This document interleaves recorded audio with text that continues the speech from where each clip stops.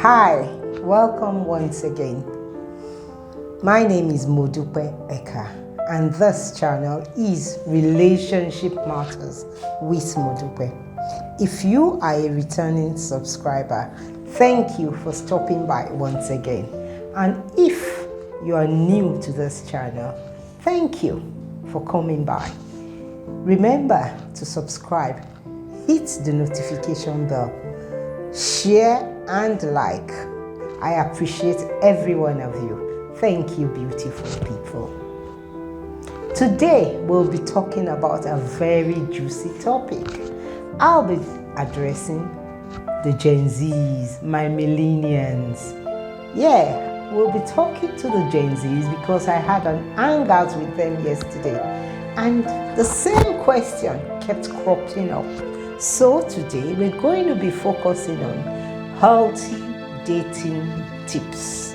Healthy dating tips. That's what we're going to be looking at today. Many millennials, many young people, many singles keep making the same mistake in their dating relationship.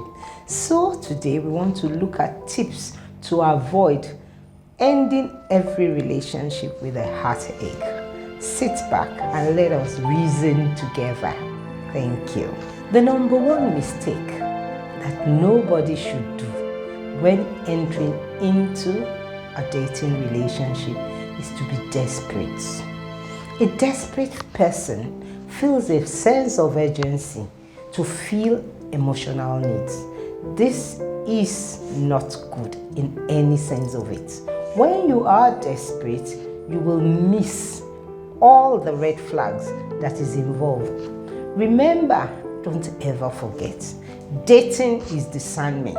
It is a time that you have the opportunity to know each other, to share experiences, to get to know whether you share the same values, whether you have the same expectations. So when you are desperate, when you think that there is a gap, I need to fill it up, then you never ever have the time to take your time to discern whether this person is right or wrong for you. Another thing that is very important when you're desperate is that you fail to know that person very well. Marriage is a lifelong relationship. There is no point entering into it in a hurry. Where you're going to spend the rest of your life, why do you have to go in hurriedly?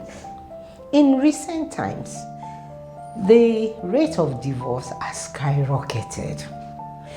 We see couples that come together very happy, and at the beginning of it, they tell you they would do this and this is the best thing that has happened to me. I'm so happy. I feel love. I'm in love. The list is endless. And then 3 months down the line, they can't stand each other. They're desperate to get separated. Don't ever enter into a relationship in the desperate mode, because when you are desperate, you're going to overlook so many things you should consider. We are going to be looking at thinking with our head instead of our hearts. So, first thing, never enter into relationship when you are desperate.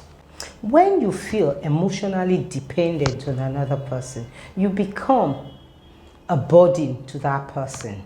The person that you are emotionally dependent on has the responsibility all the time to take decisions from you. Emotionally dependent people find it difficult to take responsibility and make decisions, and nobody wants that. Two whole people coming together always make one good whole couple. But when one person is emotionally and dependent on the other, it's like carrying your emotional baggage into a new relationship. You must get a life of your own. You must be grounded, have your own goals, have your own desires, have your own expectations, and then you share it with that other person. And peradventure, you have the same shared values, you have the same motivations, you have the same priorities. Then it is easy for the two of you to bond together and come together as a couple. Not that you are just desperate, you cannot do anything without that person. It's almost like people who feel insecure because you're not secured in yourself, and you become a burden to whoever you are getting involved with. So don't ever get into any relationship with a feeling of dependency. Take care of whatever emotional baggage is causing you to feel that desperation to be dependent on anything. There might be an underlying emotional baggage that you need to deal with. It is after you've dealt with it, after you are a whole person, after you have your own set goals, your own desires, your own aspirations, and then you are a complete person. That is when you can come together with another person, and then the dating and the relationship would be successful. Balance the heart and the head. Like I said, dating is discernment. Refrain from physical intimacy. Verbal intimacy is key during dating. Verbal intimacy is what reveals the thought of your hearts to each other. It is while you are intimately verbal that you know the visions and aspirations of your partner. But when you cannot talk, unfortunately, most time during dating, we talk with our bodies instead of talking with our mouths. Talking with your body makes you to overlook too many things. Once you are emotionally entangled, I tell you, you are not going to judge with your brain. You start to think with your heart, and therein lies the danger. Once you start thinking with your heart, you begin to overlook key issues that are not supposed to be overlooked. For example, there's this couple that came in for counseling, and the girl told me the husband never likes to pay for anything. So I asked her, when you were dating, what was the relationship like? And she had the story to tell me. She said she noticed it, but she just thought that, well, it's just one of those things. And then, what was your experience? She explained that many times, maybe they went out together. When it was time to pay for Uber, he will look for his purse. And because she is getting embarrassed, she will bring out money and pay. She also recalled that there was a day they went out to eat out. And after dinner, he was fidgeting also with his pocket. The money refused to come out. And then she paid. And then I asked her, did you discuss this? She overlooked it. She overlooked it because she was reasoning with her heart. That's the time to speak up. You need to confront that guy. What is it? And when I was talking to the man told me clearly and blankly that my father never paid for trivials. That was how he put it. That my father was only concentrating on the big issues. That he paid her school fees. And after paying her school fees, my mother was in charge of food. So you don't know the background that person is coming from. From his own point of view, he didn't see any need to put down feeding money. He didn't see any need to clothe his children and his wife.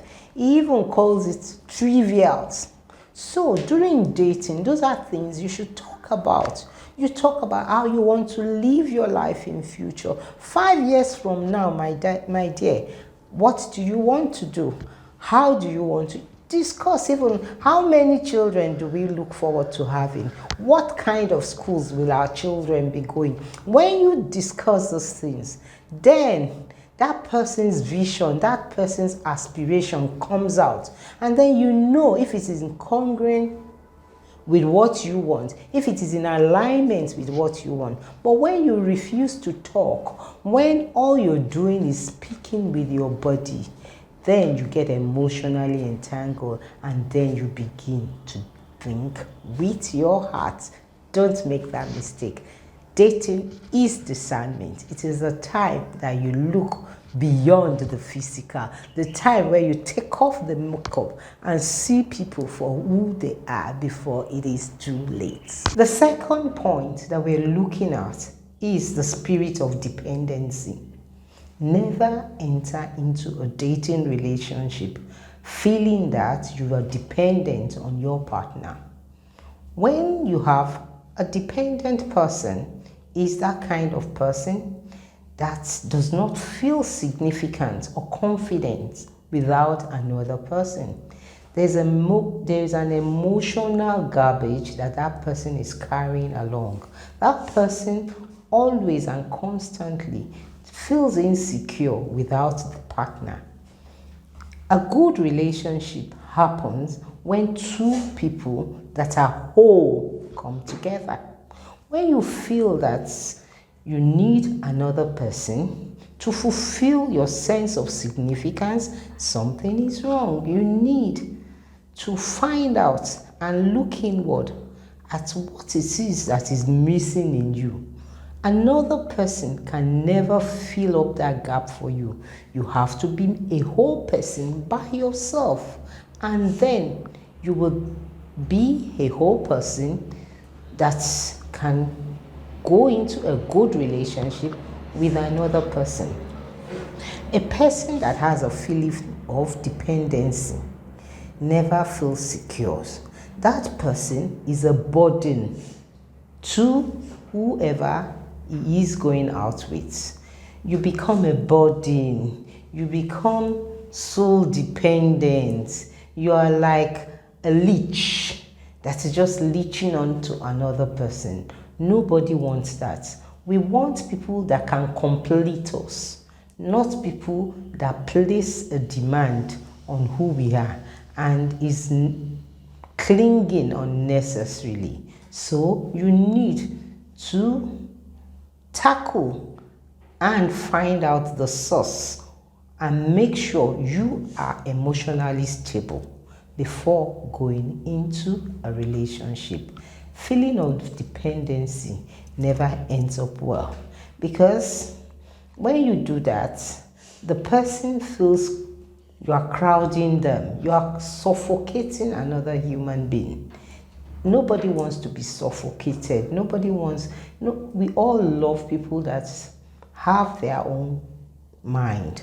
You need to get a life of yourself. You need to set your own goals. You need to know what you want and how you want it.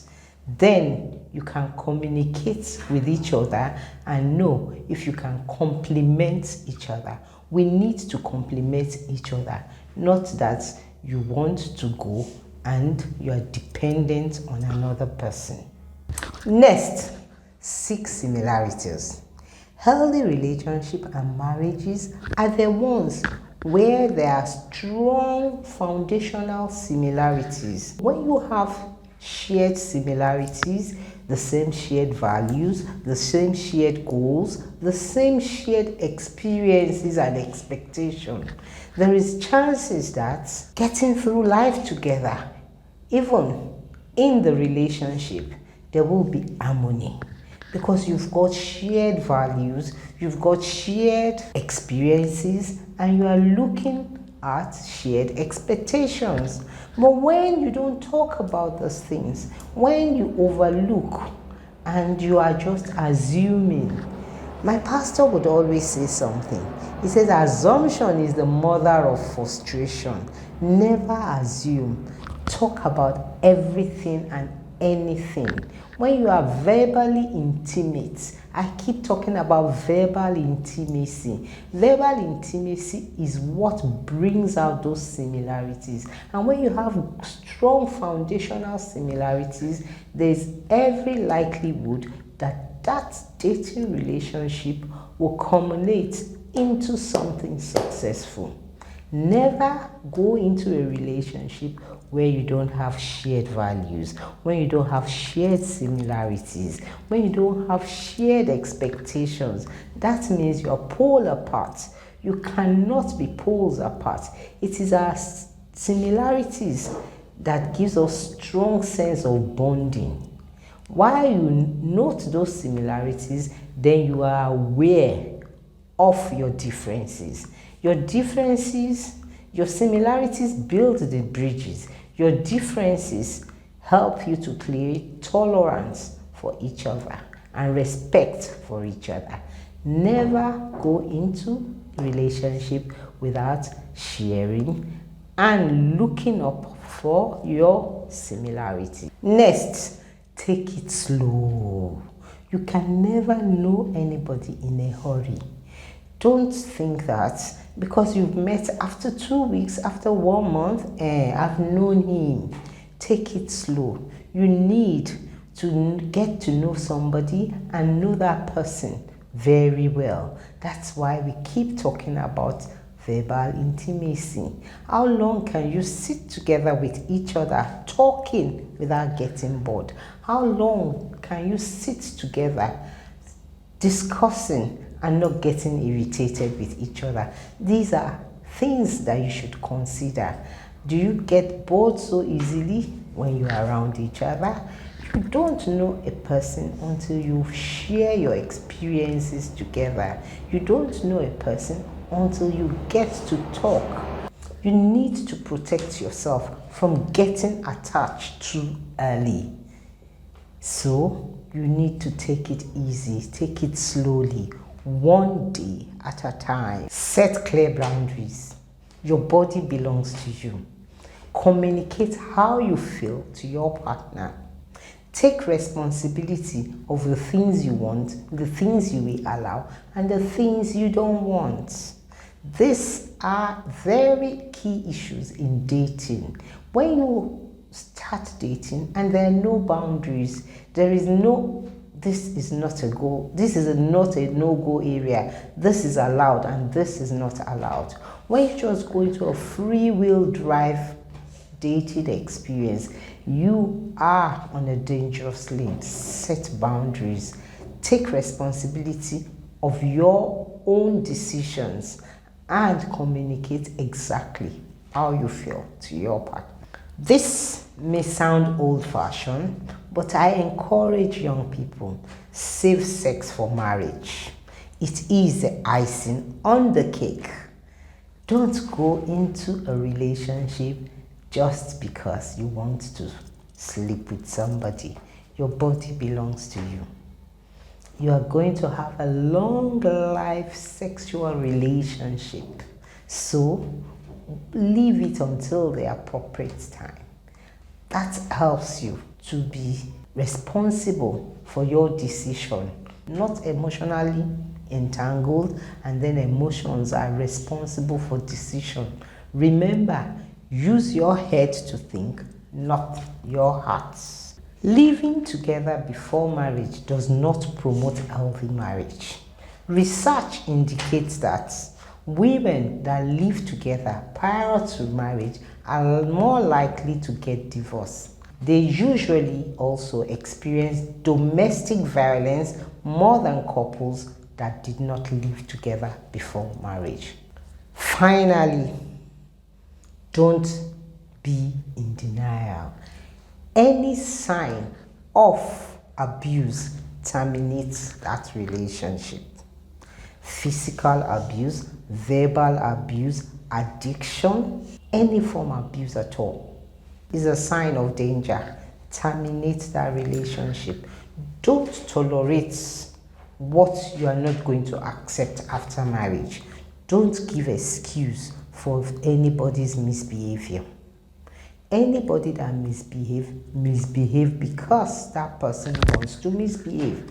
Don't give excuse. I hear women when they say, oh, I'm at fault. I was the one that made him to slap me. You made him to slap you. Please don't tolerate any form of abuse. At the sign of abuse, the sign of abuse is an indication that that relationship is not the best relationship for you. Finally, choose your partner wisely. Yes, choose your partner wisely. Don't date people for wrong reason. Don't go into a relationship simply because that person is loaded. Don't go into a relationship simply because he's a big boy, she's a big girl. Don't go into a relationship simply because he has the best car in town, he rides in the big car, he's courage, he's handsome. Those things will fly off. It will at a point in time, it's going to frizzle away. Go into relationship for the right reason. And when you go into a relationship for the right reason, you will be committed and you will avoid heartaches. Don't go into a relationship when you are not ready for it. Don't go into a relationship simply because everybody around you is in a relationship. Remember, don't ever forget, dating is discernment. So it is the time when you take off the externals, the time when you take off the makeup and see the person for who they truly are, because that person is the person that you're going to be with for the rest of your life. The Bible says the two were naked before each other and were not ashamed. It is for a reason that they were naked before each other and were not ashamed. That goes to tell us that God created us for relationship, but our life does not depend on the relationship. Until I come your way another time, ponder on these things, let it sink, consider them, and if there are mistakes that you think you have made, this is the best time to correct it. A broken relationship is always better than a broken marriage. So think clearly, go into it with a clear head, and you will not regret. Marriage, they say, is a beginning of a certain future. But when you go into it with commitment, with the right reasons, yes, it's going to be a life of bliss for you and for your partner. Until I come your way next time, remember to share, like, comment, and subscribe. Thank you for stopping by once again. See you another time. Bye. Enjoy the rest of your week.